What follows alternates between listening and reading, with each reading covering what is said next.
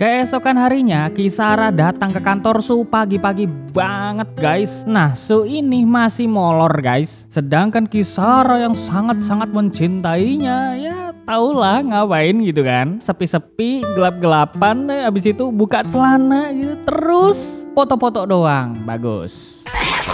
Kisara pun menyiapkan sarapan untuk Su. Dia juga udah menutupi sedikit luka-lukanya dengan perban guys. Terlihat berita menyiarkan kalau hotel kasino kemarin mengalami rusak parah. Dan itu bener-bener nggak diketahui penyebabnya. Nah, pemerintah udah menyembunyikan tentang kejadian semalam kemarin. Biar nggak ada keributan di masyarakat. Kemudian Su dan Kisara mulai ngobrol-ngobrol. Kisara menunjukkan sebuah foto atau gambar yang kemungkinan orang tersebut udah dirasuki oleh iblis, dan Kisara masih terus mengawasinya karena dia itu sama sekali gak bisa terdeteksi, bahkan wajahnya pun samar-samar gitu ya. Selain itu, Kisara merasa seneng banget karena akhirnya dia bisa tinggal bersama dengan Su, dan Kisara akan membuat catatan keuangan agar bisa tahu pengeluaran dan pemasukan per bulan. Untuk saat ini mereka hanya bisa mengandalkan upah dari pemerintah di setiap bulannya. Kalau Su nggak dapat pekerjaan kayak kemarin lagi, ya percuma gitu kan. Keuangan mereka berdua jadi makin merosot, nggak bisa ngandelin upah dari pemerintah doang gitu.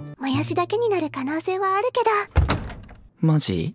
Setelah itu, Kisara pun akan berangkat ke sekolah seperti biasanya. Dia berencana untuk mencari kerjaan paruh waktu guys. Lalu teman-temannya pun datang menghampirinya. Mereka mempertanyakan tentang pacarnya Kisara, gimana keadaannya. Maksudnya itu Su ya. Apa iya masih pengangguran? Kok kelihatannya Kisara jadi kerepotan gitu. Mereka juga melihat tangan Kisara yang diperban. Jelas pada kesel dong. Itu pacar Kisara kok begitu kasarnya. Apa jangan-jangan Kisara sering dipaksa buat jadi PSK? Terus pas Kisara nolak dan langsung dipukul gitu kan sama pacarnya. Kisara pun menjawab, oh enggak kok, perilaku dia mah lemah lembut. Lalu datanglah ketua OSIS di sekolah mereka bernama Hachisuka Mikhail. Dia adalah anak dari wali kota Byron guys. Anak orang kaya dan juga berbakat, lengkap pokoknya. Tapi dengan pedenya dia mendekati Kisara dan menyuruhnya untuk curhat apapun. Jelas pada risih lah. Mereka langsung berangkat ke sekolah aja gitu kan, ninggalin Hachisuka guys. Sumpah ya, kalau misalkan lu tipe cowok yang kayak gini terlalu pede, yang ada tuh dijauhin sama cewek guys. Beneran dah. Aku pernah nemu temen yang kayak gitu guys. Nemu gak tuh bilangnya ya. Jadi dia itu kan pernah mau deketin cewek. Terus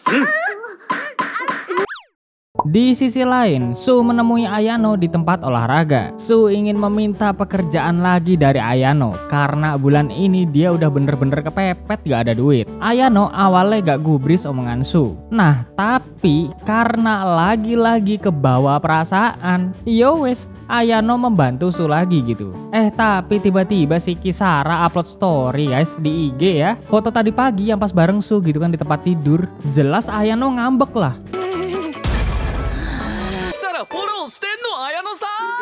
Di gedung wali kota sedang ada persiapan untuk pesta hari raya kota ke-25 tahun. Di sana ada pihak komite sekaligus pemimpin dari organisasi eksorsisme yang kita sebut aja namanya si Virgo. Dia sedang berdiskusi dengan dua anak dari wali kota. Ada seseorang yang mencurigakan bernama Kashima Yoshito yang berencana untuk membunuh wali kota. Tim organisasi eksorsisme yang dipimpin oleh Tetsuya dan kepolisian udah menemukan beberapa kejanggalan yang ada di apartemen khusus pelajar kota Byron. Mereka memperkirakan jika Yoshito telah dirasuki oleh iblis, sama seperti orang sebelumnya di kasino. Pihak organisasi eksorsisme dan kepolisian meminta kepada dua anak dari wali kota untuk menghentikan pesta yang akan dimulai nanti malam. Tentunya mereka berdua nggak bisa guys, karena perayaan ini sangat-sangatlah penting. Ditambah lagi menyerah karena ada ancaman dari teroris itu bukan hal yang layak. Mereka berdua ingin pihak kepolisian untuk memperketat penjagaan. Tapi kalau nggak terpaksa jangan sampai bertarung seperti kejadian di kasino kemarin. Sangat-sangatlah sulit untuk menyembunyikan sesuatu dari media informasi dan berita. Para wartawan selalu ada di mana-mana. Bohong sedikit aja ya langsung dicecer gitu. Lalu Virgo ternyata udah bekerja sama juga dengan perusahaan Akino. Masalah iblis yang ini nggak perlu adanya persaingan dari perusahaan lain. Terlebih lagi perusahaan Akino selama ini menjadi top market karena harganya yang murah dan memiliki kualitas pasukan yang baik. Jadi Virgo meminta Akino menyiapkan pasukan lagi untuk berjaga-jaga di sini malam nanti. Pesta hari raya kota pun dimulai. Akino hanya menyuruh Ayano untuk berjaga di dalam pesta. Akino juga bekerja sama kembali dengan Su dan Kisara. Sedangkan pasukan lain berada di luar gedung wali kota. Su dan Kisara akan dibayar $3.000 untuk 2 orang. Dan itu upah yang cukup tinggi dalam menangani iblis tingkat rendah seperti ini. BTW Ayano ini makin cantik ya. Aduh. Pengen bilang istriku atau pacarku tapi ntar terlalu ngayal. Ya udahlah ya.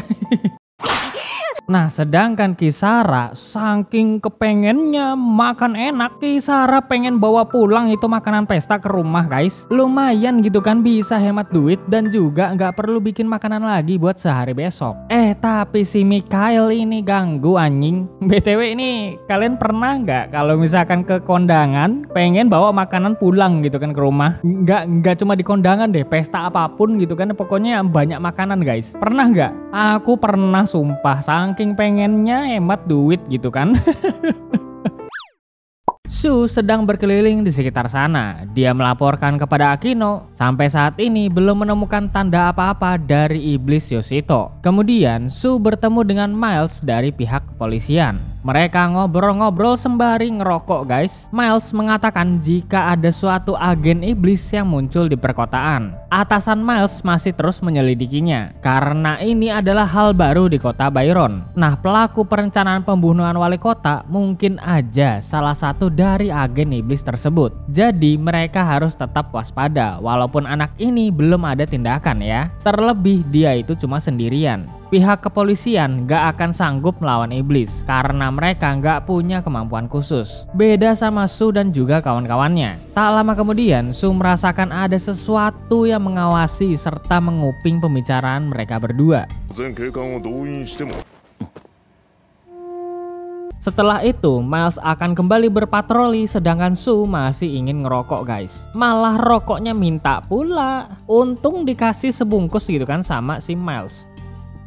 Wali kota pun memberikan pidatonya untuk menyambut hari raya ke-25 tahun kota Byron. Singkatnya, dia menceritakan kalau para warga bebas mencapai kesuksesannya masing-masing. Perusahaan, investor, industri, dan lain-lain berhak untuk mengambil kesempatan emas di kota ini untuk kedepannya. Dengan begitu, para warga yang bekerja akan menjadi terbantu oleh peningkatan ekonomi di kota ini. Kemakmuran untuk masyarakat adalah hal yang hampir tercapai di sini. Wah, jelas Ayano, Kisara dan juga Su tuh bener-bener nggak setuju sama pidato tersebut. Nggak setujunya gimana? Nih, pemerintah itu egois, cuma ngomong doang, nggak menyelesaikan masalah orang-orang yang hidup di bagian terpencil di kota ini. Pemerintah sama sekali nggak peduli dengan mereka dan hanya ingin mencapai kesuksesannya masing-masing. Akino dan Ayano mendirikan perusahaan ini karena mereka sama sekali nggak percaya dengan penanganan pemerintah. Kalau ada banyak iblis yang menyerang kota, tetap aja mereka tuh sama sekali nggak mengambil keputusan apa-apa. Seenggaknya turunin pasukan militer kayak buat ngebantu gitu. Nggak cuma ngandelin polisi dan perusahaan-perusahaan yang memiliki kekuatan khusus. Upah dari pemerintah juga nggak seberapa. Malah lebih besar upahnya dari request klien.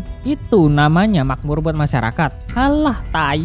Yang kaya makin kaya, yang miskin makin miskin bangke. Shu juga kesel sama pemerintah karena nggak bisa apa-apa dalam menangani iblis. Hanya bergantung pada orang yang memiliki kemampuan khusus. Seluruh keluarga Su bener-bener terbunuh akibat ulah iblis dan pemerintah nggak melakukan apa-apa ya. Yang mereka lakukan adalah menutupi kasus tersebut dan membuat pengalihan isu. Lalu tiba-tiba Yoshito yang udah dirasuki iblis pun muncul dan dia akan segera membunuh wali kota. Tapi Kisara menyelamatkannya sesuai tugas dan kelayakannya sebagai pekerja profesional pembasmi iblis.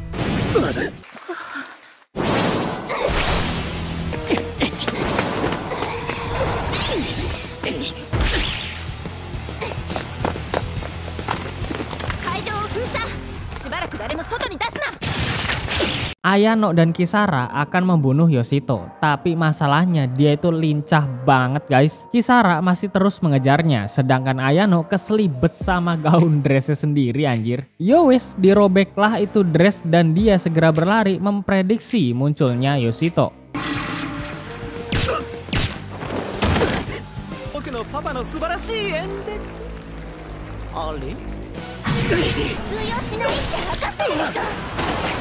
Yoshito berhasil ditembak, tapi saat Ayano ingin membunuhnya, Yoshito bertanya kenapa Ayano dan teman-temannya memihak kepada wali kota dan juga pemerintah. Mereka seharusnya merasakan hal yang sama seperti Yoshito alami. Masyarakat sama sekali nggak mendapat kemakmuran apa-apa dari pemerintah. Nah, Ayano sempat terdiam dan Yoshito kabur dari sana. Tapi dia tuh mau kabur kemana aja susah ya, karena Kisara dan Su udah tahu pasti letak kaburnya Yoshito ke arah mana.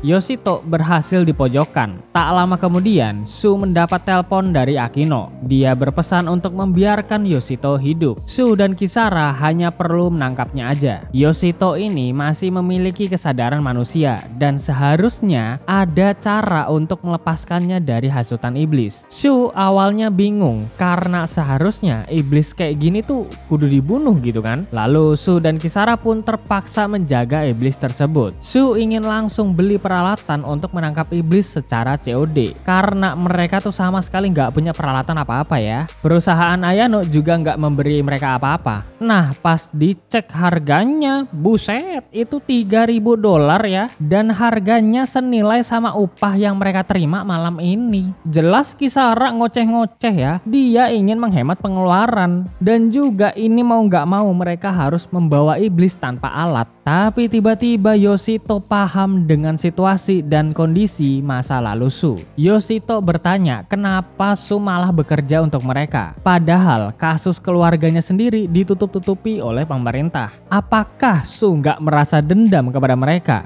Nah, Su ini kaget dan bingung kenapa Yoshito bisa tahu info tersebut. Lalu Yoshito pun dengan mudah kabur dari sana akibat lengahnya penjagaan mereka berdua. Kemudian dengan terpaksanya, Su langsung memesan peralatan itu untuk menangkap Yoshito.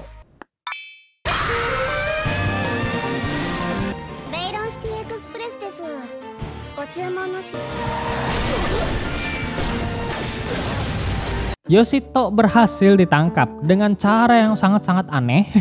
Setelah itu, Kisara pun bertanya, apakah omongan Yoshito tadi membuat hati Su bergerak untuk memberontak? Lalu Su pun menjawab kalau dirinya udah terlanjur melakukan pekerjaan ini demi memenuhi kehidupannya. Nggak ada hal lain yang bisa dia lakukan nanti kalau keluar dari pekerjaan semacam ini.